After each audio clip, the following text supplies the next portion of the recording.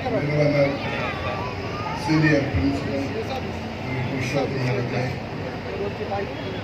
எனக்கு முன்னாலே உரையாற்றி அமர்ந்திருக்கின்ற தேவூர் மெட்ரிகுலேஷன் பள்ளியின் தலைவர் திரு தீனதயாளன் அவர்களே, திருமதி மகேஸ்வரி அவர்களே, திருமதி வித்யா அவர்களே, திரு முரளிகிருஷ்ணா அவர்களே, இந்த பள்ளியின் புதிய பள்ளியின் பிரின்சிபல் கீர்த்தனா அவர்களே, ஆசிரியர் பெருமக்களே, சிறப்பு அழைப்பாளர்களே, மாணவ செல்வங்களே, பெற்றோர்களே, அனைவருக்கும் வணக்கம். இது 10வது பள்ளி. 26,000 மாணவர்களை பொறுப்பேற்று மிகச் சிறப்பாக செய்து கொண்டிருக்கிறார். அவருக்கும் அவருடைய குடும்பத்தினருக்கும் என்னுடைய வாழ்த்துக்களை தெரிவித்துக் கொள்கின்றேன். எனக்கு முன்னாலே பேசிய திரு தீனதயாளன் அவர்கள்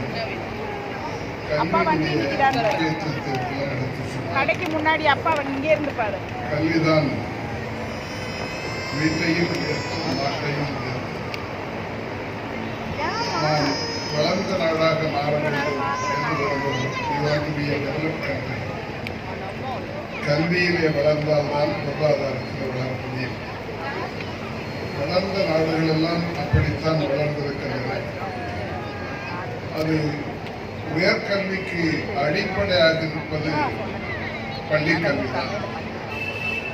நான் உயர்கல்வி கொடுப்பேன், நான் மாடி வீடு கட்டுவேன், ஆனால் கடகால் போடுறது புருஷோத்தம் தான். அவர் சரியா போட்டாதான் அந்த வீடு விழுவும். அப்படிப்பட்ட ஒரு சிறந்த பணியை அவர்கள் ஆற்றி கொண்டிருக்கிறார். இன்றைக்குமே தமிழர்கள் கல்விக்கு முக்கியத்துவம் கொடுத்தோம். ஏழைகளை பார்த்து அன்றைக்கே சொன்னார்கள், கற்கை நன்றே கற்கை நன்றே பிச்சை புகினும் கற்கை நன்றே, பிச்சை எடுத்தாவது படிக்கவை என்று சொன்னார். அது ஏழைகளை பார்த்து. வசதியானவர்களை பார்த்து பாரதியார் சொன்னார், வழக்கமாக நமக்கு வசதியாக இருந்தால் என்ன பண்ணுவோம், கொஞ்சம் கோயிலுக்கு கொடுப்போம், மடத்துக்கு கொடுப்போம், சத்தத்துக்கு கொடுப்போம்.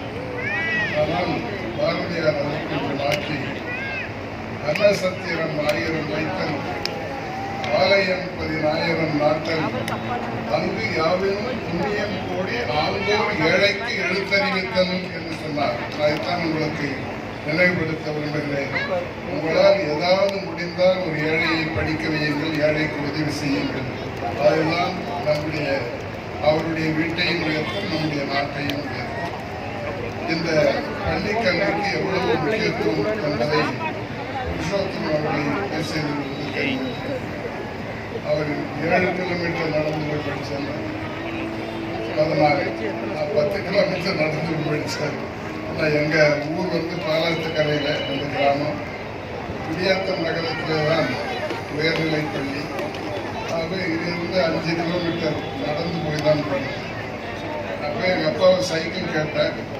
அவர் சின்ன பையன் சைக்கிள்லாம் ஓட்டுறாரு, அதனால் நடந்து போயில 9வது படிக்கும்போது தான் 9th வரும்போது தான் ஒரு சைக்கிள் சொன்ன மாதிரி ஒரு பள்ளிக்கு கல்விக்கூடத்திற்கு எது முக்கியம் என்று சொன்னால் ஆசிரியர்கள் தான். எங்கே நல்ல ஆசிரியர்கள் இருக்கிறார்களோ எல்லாம் மேலே வந்து விடுவார்கள், உயர்ந்து விடுவார்கள். அந்த கல்விக்கூடம் உயரும், அங்கே படிக்கிற மாணவர்களும் உயர்வார்கள். வாழ்க்கையில என்றைக்கும் நான் மறவாமல் இருப்பது என்னுடைய ஆசிரியர்கள் தான். அதுவும் குறிப்பா 3 பேரும் மறக்கிறதே இல்லை. ஒரு ஆசிரியர் பக்திமானாக இருந்து என்னை பகுத்தறிவாளராக மாற்றினார். நான் 3வது படிக்கிறப்போ எங்கள் அம்மா எனக்கு பக்கத்துலேயே விபூதி போட்டு அனுப்புவாங்க. தண்ணியில் பழிச்சு கொடுப்போம், சாயங்காலம் அப்படியே இருக்கணும். ஒரு நாள் என்னை அப்பொழுதுதான் அவர் எஸ்எல்சி படிச்சுட்டு வந்தோம். 10 என்கிற கிராமம் பக்கத்துல, அதுவே 2 கிலோமீட்டர் நடந்தா நம்ம படிச்சோம். எழுந்து என்ன நெத்தியில அப்படின்னு கேட்டார். நான் சொன்னேன், விபூதி சார். அது விபூதி இல்லைடா, சாணம். இல்லை சார், விபூதி தான் சொன்னேன். இது சந்தேகம் வந்தால் வீட்டில் இருக்க அம்மாவை கேட்டுப்பாரு. சாயங்காலம் போய் எங்கள் அம்மாவை கேட்டேன், என்னம்மா எங்கள் வாத்தியார் விபூதியை சாணம்னு சொல்றாரு.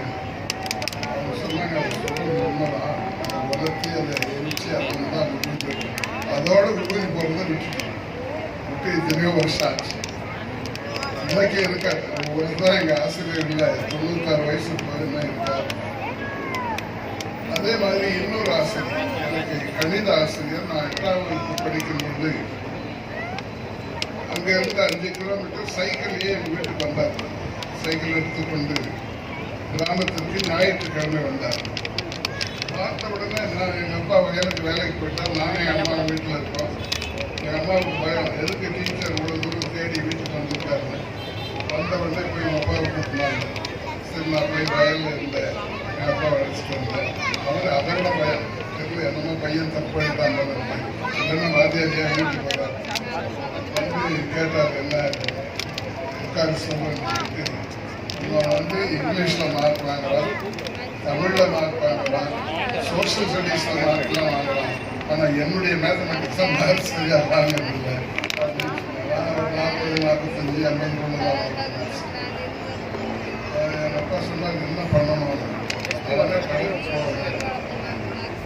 டியூஷன்லாம் கிடையாது, இருந்தாலும் எங்கள் அப்பாவால் கொடுக்க முடியாது.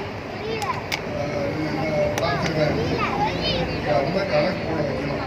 எல்லா மார்க் எதில் மற்றெல்லாம் மார்க் வாங்கியிருக்காங்க, அது மாதிரி இதெல்லாம் எழுதணும். மார்க் நான் பரிசுலாம் வாங்கி தெரிஞ்சிருக்கலாம். ஆனால் என்னுடைய வகுப்பு தோழர்களையும் எடுத்து என்னுடைய மற்ற சப்ஜெக்டை எடுத்து பார்த்து எது இதில் மார்க் அதிகம் இருக்குது, எது குறைச்சலாக இருக்குன்னு பார்த்து அதை வந்து வீட்டுக்கு போய் சொல்லிவிட்டு வருகின்ற அளவுக்கு ஒரு ஆசிரியர் இருந்தார். நான் அதான் கமிட்டட் டீச்சர்னு சொல்கிறேன். அப்படி எல்லா ஆசிரியர்களும் இருந்தால் என்ன ஆகும், நாடே மேலே போகும். ஆக அவரையும் மறப்பதில்லை. இன்னொரு பேராசிரியர், நான் இன்டர்மீடியட் வந்து ஊரிஸ் காலேஜில் படித்தேன், வேலூர்.